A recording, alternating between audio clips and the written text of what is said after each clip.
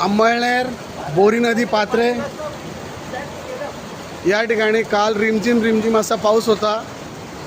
मध्यरात्री पावसाने जोर धरला आणि बघता बघता आज अंमळनेर बोरी नदीमधील महापुराचं रूप हे महादेव मंदिर 1968 सालानंतर यांच्या लेवल म्हणजे वरपर्यंत पाणी आलेलं आहे। या ठिकाणी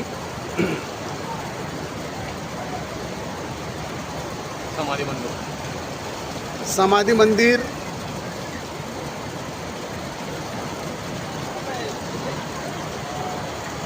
या ठिकाणी हा शहरात जाण्याचा रस्ता आहे।